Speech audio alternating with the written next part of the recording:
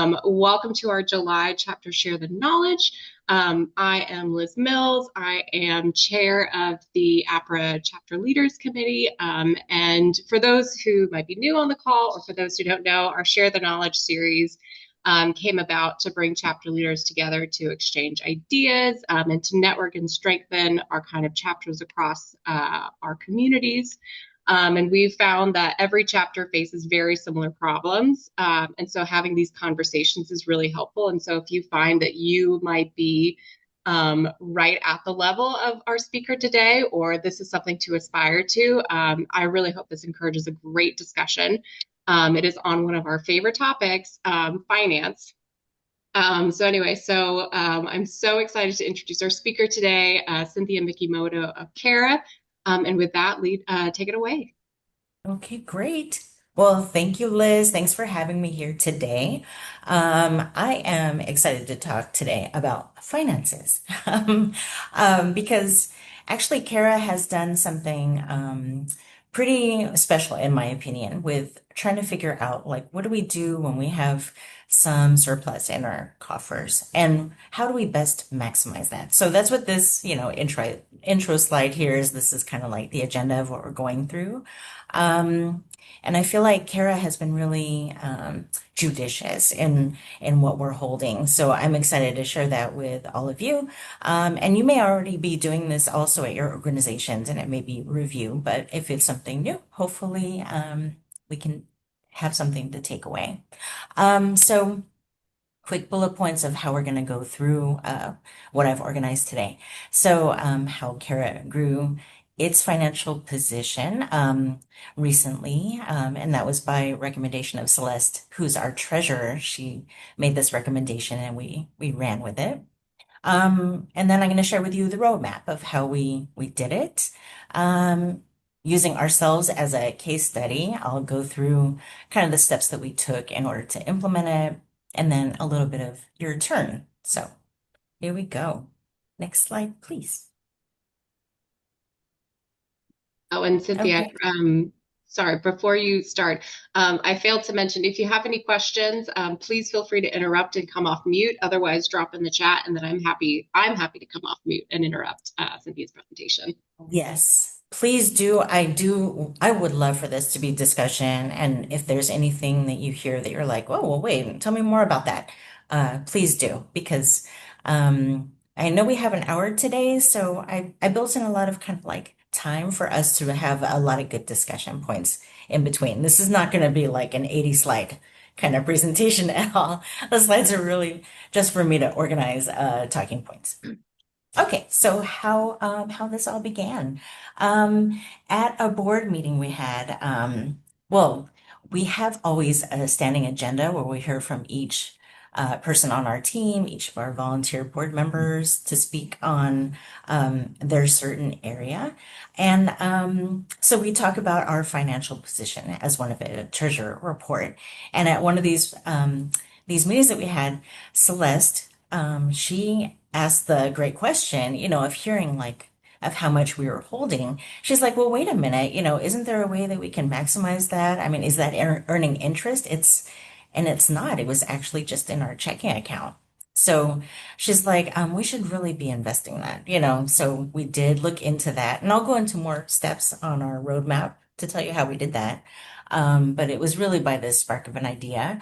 And it turns out we used to, years and years ago, also invest in CDs at that time, but somehow it just kind of dropped off. So it was great to hear from her to reintroduce it. Um, so our reserves a few years ago had been hit pretty hard by high expenses. We used to have in-person conferences, and at that time, I think everybody here who has an in-person conference can relate to all the expenses that are involved with that. There's audio visual, there's hotel reservation, that they have to have that um, huge amount to as a deposit. So it's like, a huge outlay. And then also it's hard on our members too, who have to spend that much for a ticket. It's very expensive to attend a conference. So it was like, we're running, and then, the reserves had been hit hard by conferences. Also, California is really giant. So we used to also have a Southern California edition of the conference and then a Northern California. So it's like even more outlay. So let's see, we then when COVID hit, we decided to not have them in person anymore. But anyway, a little bit more about this. So no interest was being earned. You know, as I mentioned before, we were having all this money held in our checking account. And it's not that anybody had done anything wrong. You know, it was just that's how it was. And, you know, I think with leadership or anytime we're doing things for work, it's kind of like we've done this because we've always done it this way. So it was a really good switch up to change things. Okay, let's go ahead and move on. And with this idle cash, you know, this means we're missing out on the impact we could have on those with those funds.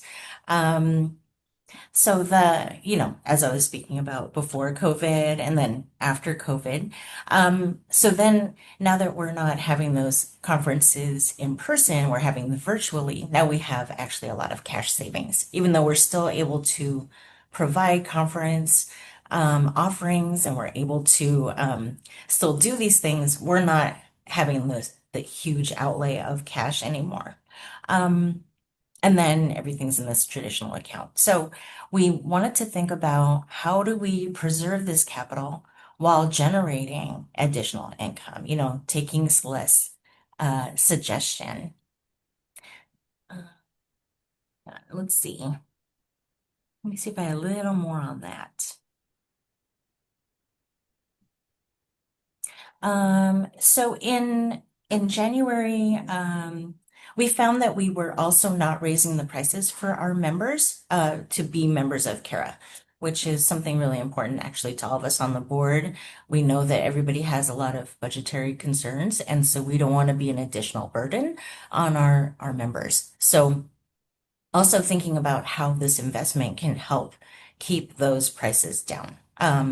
And we are still able to be a viable organization. So actually, we've only raised our membership price a few times in like a lot of years, probably in 10 years. Right now, we're $99 for individual members. And the last time it was raised, it was, let's see, in 2012 when we raised from $75 to 90. So we're still keeping a lot of value for our members. But then, you know, our expenses are still rising with subscriptions and the other things that we have. So we're trying to think about how we can still do the same offerings for our members.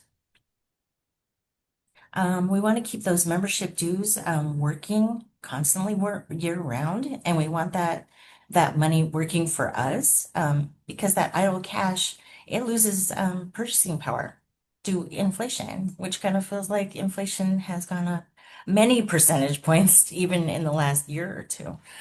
So that means our dollar's worth less and less. So we want to have that added benefit of better cash management um, to to still offer great things for our members. And then we can also think about these returns supporting bigger things even beyond what we're already doing. So we can think about scholarships, we can think about speaker gifts even, or offering better education opportunities for members, advocacy maybe, even other ways to engage with our members. Okay, so next up, we're on our roadmap. Okay, super. So this is giving you kind of a real simple framework to think about how to do this for your organizations. Um, this is a time where I'm going to give you some practical advice, not like lofty theoretical, you know, how things were done at Kara, but it's really, you know, the simple steps that we took. And by the end of it, you're going to know how much liquidity you really need, how much money you need to have available to you just at the drop of a hat. And I'll give you a framework for thinking about what to have in your reserves. And then later we'll be talking about what account types are appropriate for kind of like each bucket. We'll also think about how to build support from your board, considerations of what you'll show them, how to think about and talk about investing, and how to implement those changes right away. Okay, so this big whole title, what is an appropriate reserve? Um, this is going through kind of like thinking about bucketing the different like instead of one big checking account, which I guess you could look at this big triangle or pyramid, but really thinking about sectioning it out and kind of like how to think about each piece. So we can go ahead and it's kind of like a click through for each layer, and we're gonna start with that bottom layer, which is operating funds. Um, and this is operating cash. So this is where you're keeping your fully liquid funds, and this is where you can withdraw funds anytime. So it's always available to you, and this is where you're having your kind of like day-to-day expense covered. So, it's things like your current expenses. So it's things like subscriptions that you're paying. We have a PO box, so that's another expense we have. You might have postage. You might be sending things to your members, like as a newsletter in the mail. I don't know who does that anymore, but you might. Any expenses associated with events you're hosting or your conferences, dues maybe that you need to pay out as an organization, your banking fees, so all that good stuff. And then the next layer is reserve funds. So this is to think about handling your unexpected needs. Maybe it's a conference shortfall, let's say, or technology costs, or if you have an event cancellation, like where's that money gonna suddenly come from?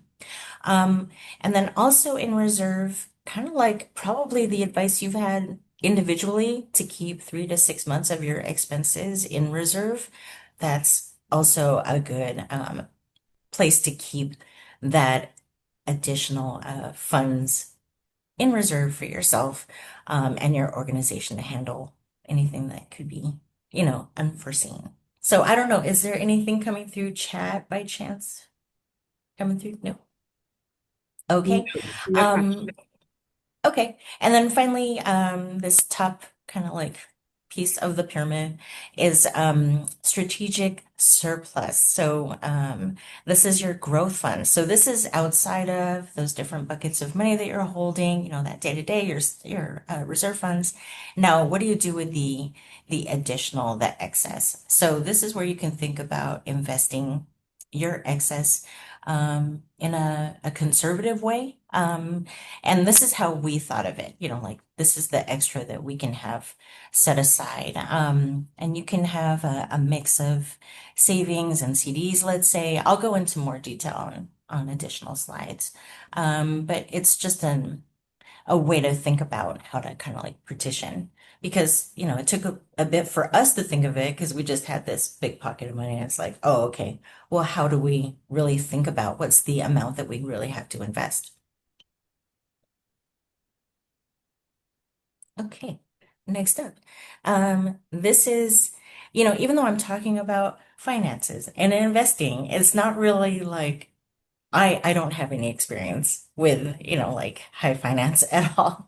So this is really thinking about, what we did for Kara and how we really took a very conservative approach with investing. And so we thought about how we're already holding our funds in we're at Wells Fargo. So it's just an FDIC insured bank, but we did also consider credit unions for doing our investment. But we did decide to just stay with Wells Fargo. Um, and this recommendation to avoid speculative investments, I have a feeling like nobody here would, And actually I had to Google what is speculative. And this is stuff like Bitcoin, crypto, like all this out there agricultural funds or something. And I'm like, okay, I've never even heard of investing like that. So I would never even imagine that. But I was thinking, like stocks And I kind of feel like that might also be, well, it's too risky for us as Kara. So we decided to just go with CDs because it's something where you can keep an eye on it. It's for a limited amount of time, and our bank is really working with us to figure out like what our best percentage interest is. So she's keeping an eye on that to let us know what where to invest. And actually, something surprising happened. I thought it would be like, you know how you can have a 12-month CD or you can have a 3-month or whatever. And I thought 12-month would give the highest yield just because they're holding on to it the longest. And it turns out 3-month has had the highest percentage of return. So she always does that for us. And then we go into the bank and sign for that when it expires and then we renew. So, and also saying that, I think that's probably why it fell off the radar because those CDs do expire after a point. So with turnover in our own board, probably from that handoff, it's like, oh, okay, those got left behind maybe with a couple board leadership terms ago. And it got like reinstated with us. So Um, Cynthia, I have a few questions about this, and then we've got is it Mila or Mela in the comments who is asking about taxes, which is one of my questions. Um, so you're working with your bank, which is Wells Fargo. I am president of APRA Georgia. We use Truist, and we are not investing currently. So full disclosure, we have our funds sitting in one single checking account at 0% interest. But this is something we would like to explore. And so my question is, if you're working with your bank, are you paying a percentage fee to invest, or is there a flat rate for the year, or is this just a service that your bank provides at no cost? mm, that's a good point. We are not paying anything extra that I know of, but that is something I actually should research and get back to this group.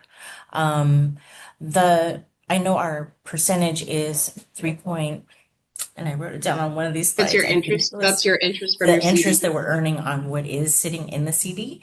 And I believe it's 3.85%, which is higher than what I know from my own. If you take it to a high yield savings account, it's something in the 1% something range. So having it be almost 4% is really remarkable. I know that we do report the interest income on our taxes, but I don't know how that affects actually our tax amount, which I can also find out that information for you. Got it. I'm just wondering, let's say I like round numbers because I'm not good at math. Let's say you invest $1,000, it makes 3%. So you've got I don't do math, $1,030, is that right? Or 1,003? Yes, $1,030 at the end of it. And then my question is, if your bank takes like a 1% fee from that interest or something like that, so that it would be actually like $1,027 or something like that. Again, Right. very like a small fee, but something to consider. Mhm. And then the question would be, how do you report this on taxes? Because I know nothing of taxes, let alone nonprofit taxes. And so, do you work with a tax person to We do your taxes? do. Because this looks complicated.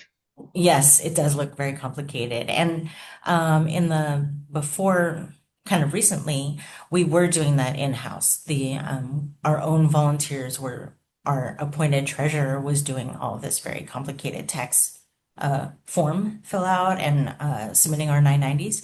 Um, but now we're with Jitasa and they do all of our accounting for us. So they handle all of the line items and they're handling all that report preparation for us. Very odd. And Bill in the chat is just blowing up. This is great. So Bill apparently is a former banker. And he's saying in most cases, as long as you hold the funds in the CD. And so what we were talking about, for those who don't know, so we have the stock market and we have individual stocks. Think Google, Tesla, Meta. Those are individual stocks. They're very volatile, especially, if you're speculating with things like Bitcoin. or any sort of global logistics with the Strait and all of the problems in the Middle East, those would be very speculative and volatile versus something like an ETF, which is a collection of lots of stocks, but again, very volatile. And um, it grows in the stock market as much as you want, but the second you withdraw it, I know if you hold it for over a year in your personal account, it's a 15% tax that you have to report and pay. So again, if you're taking out $1,000, you're losing 15% of that just in taxes. But it has the potential to grow. So those are just more not aggressive. That's not the word, but they have the potential to go very, very high. They also have the potential to go very low. And a CD, I believe, is government insured. And if you hold it to its maturity, let's say 3 months, 6 months, even a couple of years, you do not pay taxes on that. And so it is a very conservative way to earn interest on your money. Anyway, but Bill, please feel free to come off mute and correct me if I'm wrong, because I very much could be wrong. But yeah, does anyone else have any questions? Ooh, sorry, I have a dog. Does anyone else want to come off mute and talk all things investing? And question, Cynthia. What year did you decide to start this? And did you just walk into your bank and say, "We want to do this," and they were happy to take your money and invest it for you? Well, this happened about 2 years ago that we started investing this way. And we already had our dedicated banker at Wells Fargo. We're considered like a special account. So we have just our one person that we work with. She has been wonderful. She answers all of our questions. She's always available. So we're really lucky to have a great representative. The only like downside for this, if you're not local to that bank, and so for us, she's kind of far in Glendale from me in Pasadena, which you would not think that's far. It's like on the map that it looks like 3 miles, but it's just the traffic in LA. But we have to actually sign in person for when it matures, and then we're signing up for a new one. But it feels like a very small cost for the yield that we have gotten, by Yeah. investing this way. Depending on the bank, they might also want to see minutes like where you decided that, yes, I'm going to invest $10,000 into like a CD or whatever. So it just depends on the bank sometimes a little bit too. Okay, so for my bank, again, we're Truist, and so my treasurer is listed as kind of the head of our bank account. He is the main person, and then I am the secondary person. If we want to do anything with our bank, we both have to go in person. So luckily, we're both Atlanta based, and so we just pick a time and usually go out to lunch afterwards. And this happens once a year.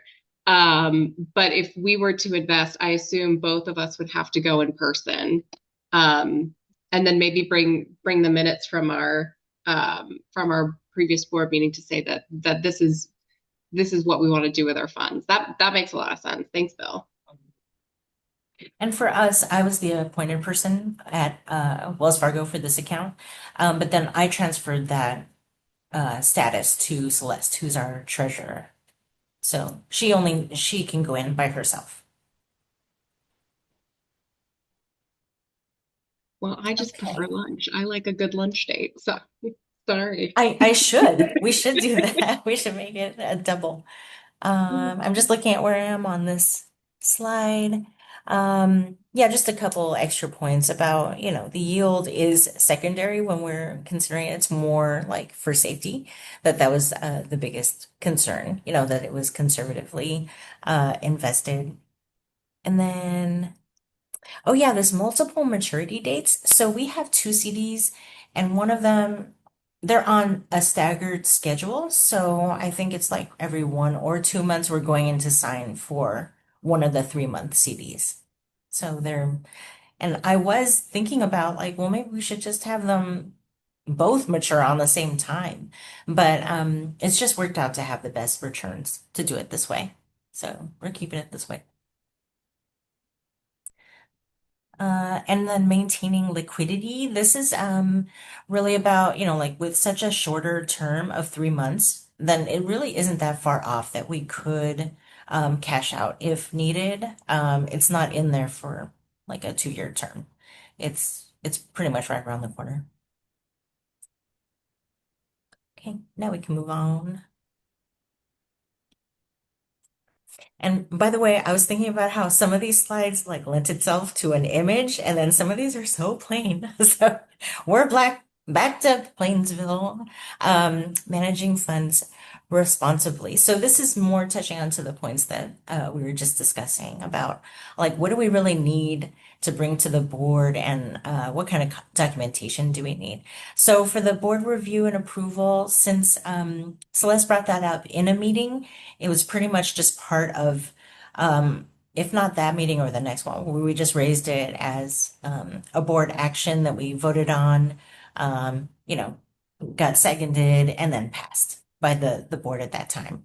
But your chapters might operate differently. It could be, I want to see a lot more documentation. I want to see more about like what's the percentage yield. So just thinking about the kinds of things that you'd like to have in advance. And those are great questions too that, Liz was just bringing up about like tax considerations. And then also, what are the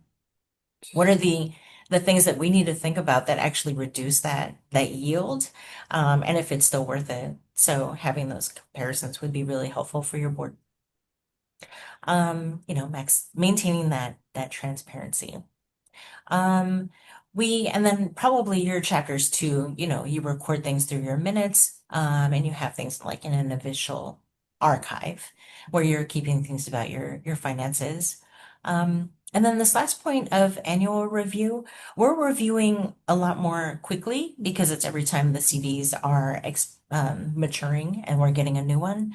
But if it's not like that, then taking an annual assessment of what is happening with your investment, and if it is still worth it, and what you're thinking about in your calculations to just make sure that it's still yielding something worth that investment of not just your funds but also your time and consideration for your board.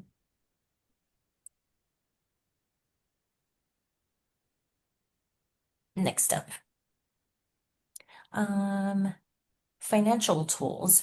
So this is going back to that pyramid of how much you're keeping in your daily account, or you're in your checking account versus your savings, and also your CD, and then maybe even a longer term growth CD. So it's just a way to still think about how you're parceling out.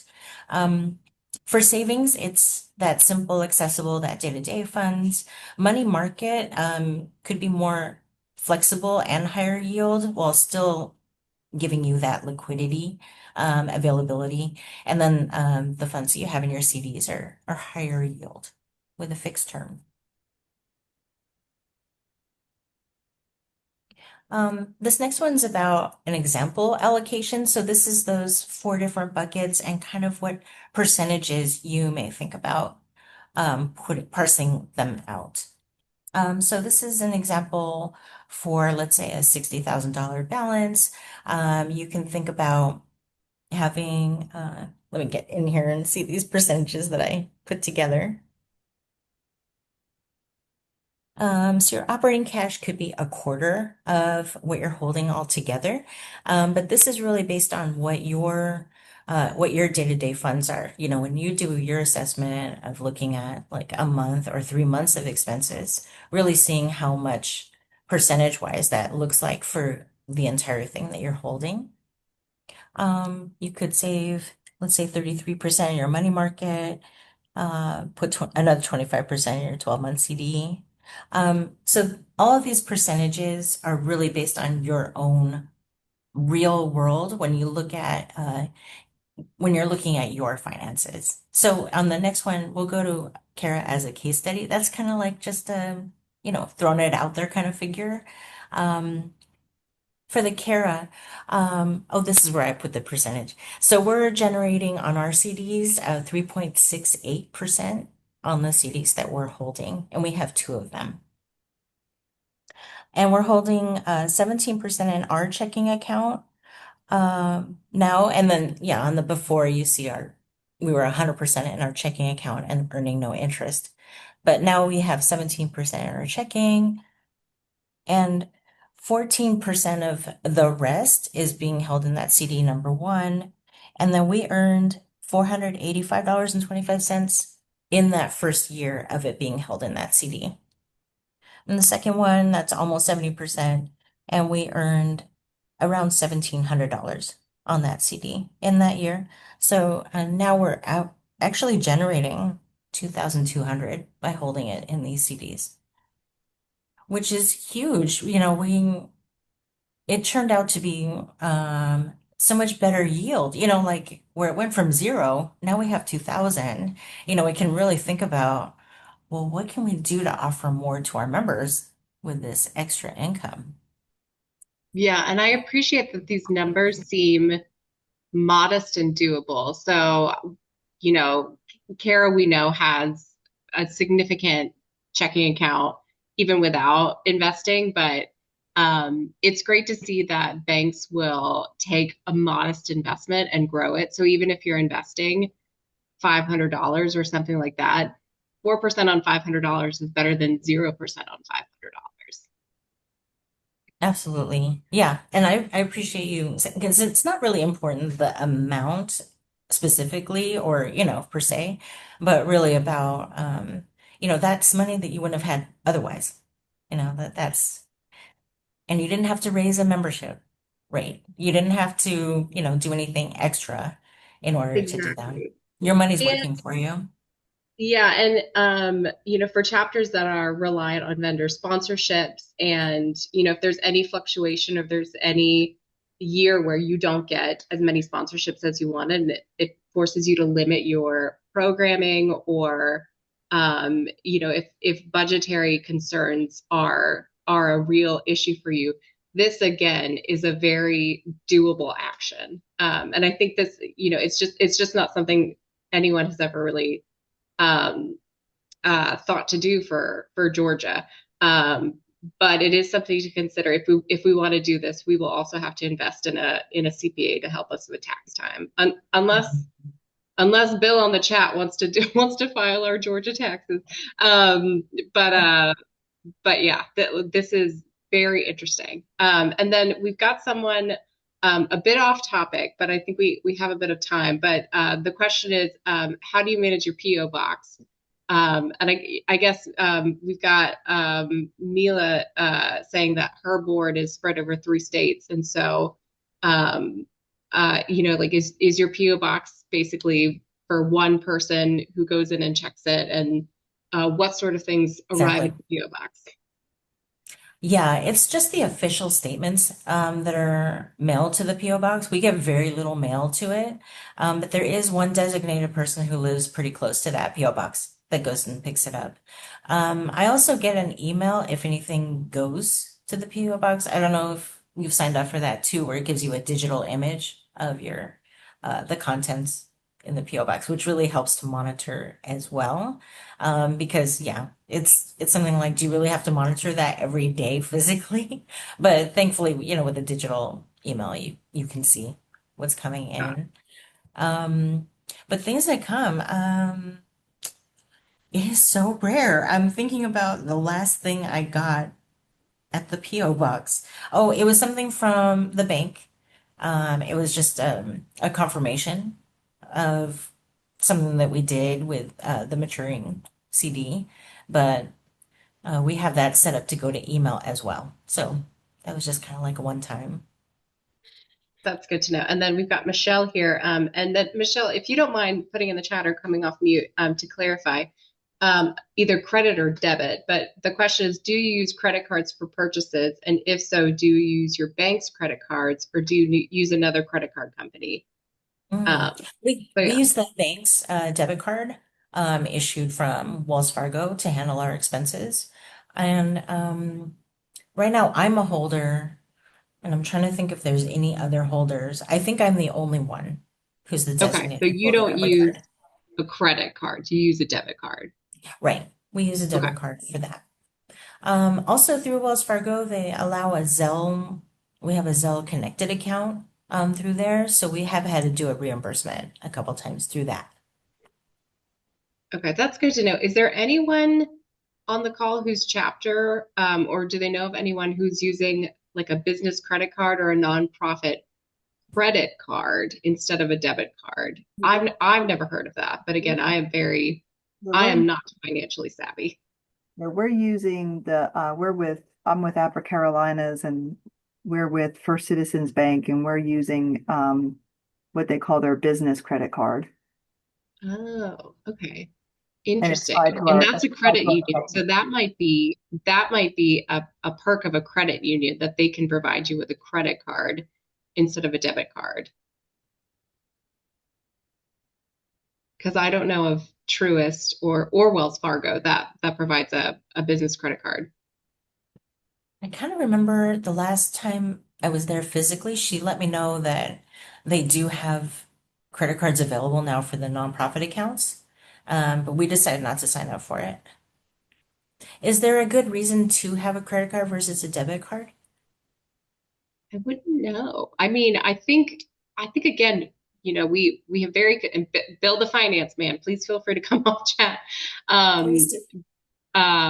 but yeah, I mean, certainly that would be wise if you're booking a hotel block or something, if you're doing something and you need to put a bulk purchase on. But, if you have the operational costs in your checking account, that's what they're for. Um, but yeah, I mean, as long as you are prudent about, not carrying a balance, you don't have to pay any interest on the credit card. And I don't know if you get points or if you get 6% cash back or anything like that. That might be nice. Like if you order things from Amazon and they say, oh, if you instead of doing the same day delivery or the 2 day delivery, if you can wait a week, we'll give you 6% cash back. That's fun. Mhm. Yeah, that could be an interesting way. Then that way you're not removing funds out of your account right away, and you're also, since you're paying it off really quickly, you're not paying interest on that. So, yeah, maybe that is a Interesting. good strategy. Something to explore. hmm Okay, so next up to implementation steps. This is just like a quick kind of um, just checklist, thinking about assessing your current balances and also, your expenses to figure out what you need to have liquid at any time, comparing your institutions, and then, of course, you're getting your board approval. So we've already gone all of those things. Lessons we learned or things that surprised us.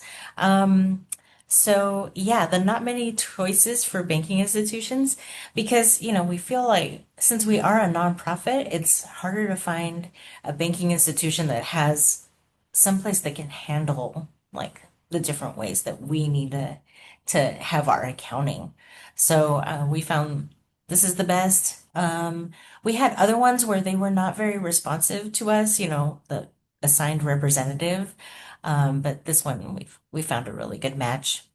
So I would recommend like taking your time and finding some place that can really like work with you and handle your needs and your questions, like this credit card question, that would be a really great one for your banking institution to answer. And also thinking about credit unions, we were with a for-profit, but I feel like a credit union would be really poised to help us, with our specific needs. So it could be worth exploring. Um, Process took longer than expected. So the actual implementation, it just sounds like, oh, we're just gonna create a CD, and it's already at the bank we are. But it just turns out to be, a lot more forms than we had thought about. So that's again another reason why great having a representative walk you through everything. Um, board support was very strong. When that was introduced as an idea, it was kind of like, yeah, we should totally do that. I mean, maybe Amanda remembers more of the discussion, but it feels like I think that's how it went. It was very like, oh, okay, why aren't we doing that? Yeah, I Funds would agree. It maturity. was an Yeah. epiphany moment. Yeah. Yeah, exactly. It was like, oh, yeah, that's right. Okay. Yeah, and then reiterating that point of the 3 month CDs having a higher yield than a 12 month, I was like, that just does not sound right. It doesn't sound like anything that I experienced like with CDs or learning about it. Oh, and I'm seeing some hands. Mm. Mila, do you want to go ahead? Sure. I'll lower my hand here real quick. I was just curious, I may have missed this, Cynthia. You were saying that you guys use a financial, like someone to do your taxes for you. Were We do. you doing that before you started doing these investments, or did you do it because of the investments? Oh, it was not because of the investments that we started with GTASA. That was just really we realized how much time it was taking. It was more, I think, than a part-time job for our volunteer person to handle, because there's so Mm, many things that you have to do weekly and then to close out the month and to like do this reconciliation against our expenses and then like if somebody cancels on a webinar, then we have to issue a refund. It was like just a lot. And gotcha. yeah, and I think our staff people spent a couple years doing that in-house, where before that it was managed by a financial um, it was outsourced and then brought in-house to do all of this accounting. And then I think maybe Amanda's memory is better. Did we start? Oh, we might have actually started. We did start investing, and then we went to Chasa, but it wasn't just because of the CDs. Okay, thank you. Hmm. Any other hands? I had mine up, Cynthia. I was just going to mention, as we've had so many conversations over the previous months, as many of you know, I've previously worked with chapters in a different national association and very specifically with one chapter. And one thing I will point out is we did many of the same things that Kara does in terms of investing our money and holding it within a bank and all of that. Bank of America was the bank that we used where we were located in Charlotte, North Carolina. And we also had a secondary foundational account for a charity that we ran through Chase. And one thing I'll say is that because we held our money in those two banks, both of them were willing to offer us space to use in either their headquarters or in their branches when we wanted to hold events or meetings. So that's another benefit. If you do hold funds with them, we used Bank of America multiple times and then Chase in all of their branches, I believe throughout the country. I know it's every branch here. They have a boardroom that they are willing to just let you use for free. You just have to book it. So that's just something to keep in mind, depending on how large your chapter is, how many in-person events you do. You may not do any in person, but just something you can kind of keep in the back of your mind if you are trying to position yourself with a specific bank. That's a great point. That's, even beyond the the yield you're getting from your investment, then there's like additional savings from that. Yeah. Great. Yeah, so just to finish this up, what we do again, review your balances regularly, obviously, and then staggering those accounts. So you may want to do even multiple. We have two. I mean, maybe it would be exploring whether we want to have three, just to see if it actually yields more. So just doing some number crunching. And then Cynthia, I have another question. So, and you've mentioned that they go on these 3 month cycles. Do you just take Fund A and Fund B, and every 3 months you reinvest in a new CD? Yeah, that same exact amount that was in that second CD is rolled over and starts a new CD once that one matures. So we're Okay. just, yeah. So And then the one main has, admin. a higher yield.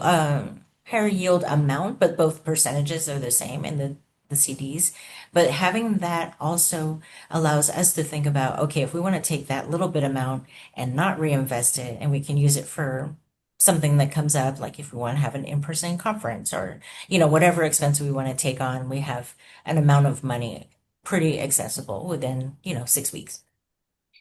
And then, so the only kind of admin burden would be that every 3 months or every time that matures, you have to go back into the bank and sign in person. Yeah. Okay. Yeah, exactly. That's the only burden. That's not that bad. That's doable. It's not too bad. Okay, so on to common snags. Um, yeah, we've already gone over keeping all the funds liquid. Overcomplicating decisions, that could be kind of getting into an analysis paralysis, like it's having that balance of figuring out, that number crunching we were just talking about, figuring out, like what's a good decision or not. But really deciding to do it is a great decision, and then you can just keep refining later, if you want to update. Documenting decisions is really important because you want to be able to reference that, when you go back into your archives of, like even figuring out the last time we had a membership increase, because we have great documentation, I was able to figure that out. And so that would be really helpful for investing too, just something because we all have board terms and we're rolling off and then you're going to have a whole new set of leadership. So then being able to follow those breadcrumbs is really important. But yeah, finishing up with don't delay.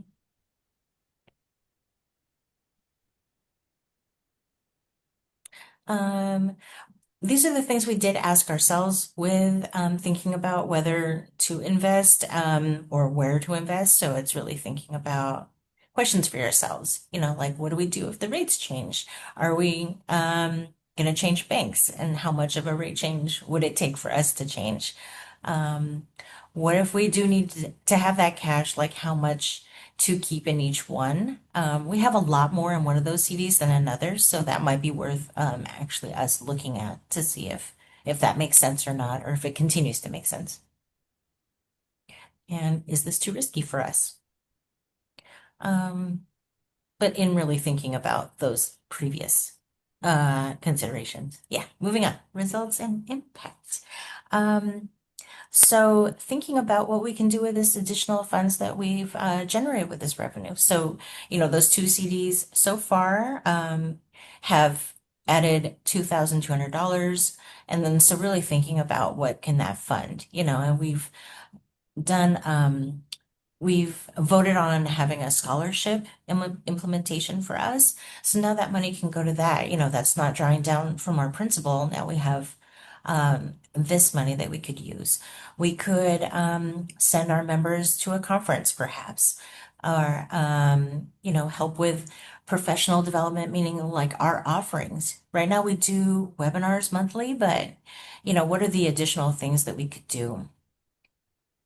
We also send gifts to our speakers. So, they're small gifts, but they can come out of this fund too.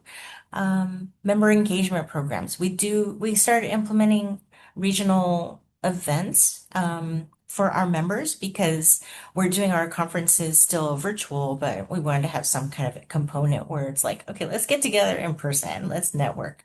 There's a different kind of magic when you're in person. So being able to fund a get together would be really beneficial to our members who we don't really get to see that much, just a little bit online, like through this kind of format, but having in person would be amazing. So the most important thing is having more resources available for your members, and really thinking about how you can offer even more.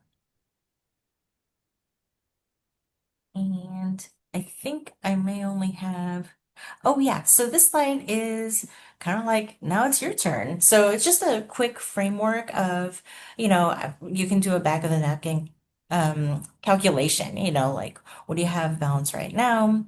What's your highest monthly expense even? So you can take a few minutes to fill this out.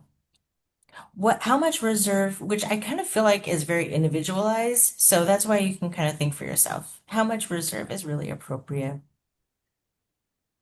And what funds are unlikely to be needed this year can really go into your calculations. Yeah, and I Um, have a question, Cynthia, about this, about your liquidity. Um, would you say that Kara keeps 3 to 6 months of operating costs or 12 months in your checking account? oh, um, I did not do that calculation before this. But our guideline, what I put in the presentation was 3 to 6 months, having that ready and liquid. We do have very little expenses. So actually, we might have a lot more than 3 to 6 months in reserve, at any time, but or in our liquid account, in our checking. Because, as you know, post office doesn't cost that much. It's like a couple hundred a year. Speaker gifts, we're sending like $30 gifts per speaker. So these are very minimal. Um, and we do make a point of any impact on finances, we do take a vote as a board, when we meet. So, yeah, Got I it. would So say maybe, it's yeah, probably more so than 6 months. yeah, so if you're a chapter and you do in-person events or one big conference, maybe take the cost of last year's conference and multiply that by a number, and that would be what you should keep liquid in your checking account. And then if you have any extra left over, that can be a growth opportunity or any major expenses in your chapter. Howard, I see a hand raised. Yeah, sorry, thank you. This is going to be a little bit of a non sequitur.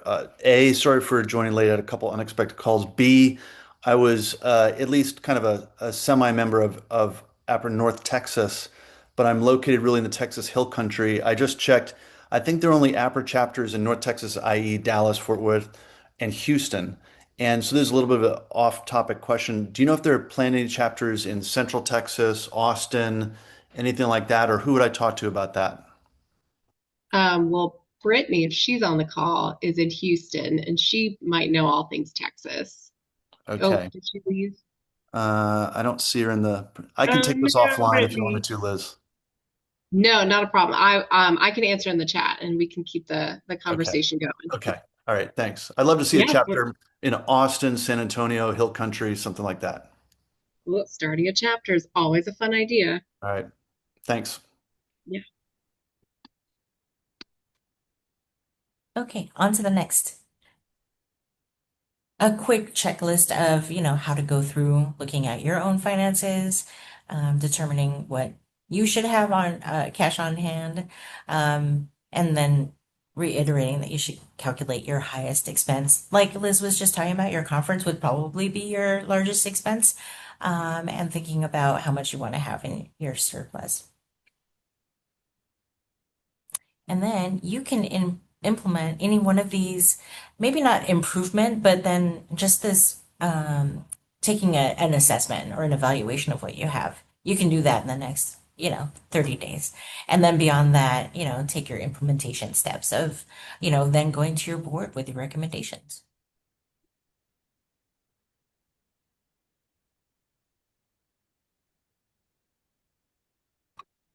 Yep. So small changes have a big impact. The best part about this slide is the little piggy bank, I think. But every dollar can have a purpose with your chapter. And so now you have all the tools to match your funds to your purpose, thinking about the different buckets and how to lay it out. Quick, easy framework for you. And then the last slide is just how to contact me. So thanks. And thanks for the great discussion. I really appreciate all of the questions in the in between. Oh, thank you. But yeah, this was a really um, helpful for us at Kara to think about the funds differently and to really see it grow. And it's allowed us to like have bigger imaginations about how to use it. And I know I owe you some information, so I will get back to you all, and then I'll talk to Liz and Catherine about how to get it back to y'all. Thank you. This was Thank you so wonderful. much. This was incredible. Certainly food for thought.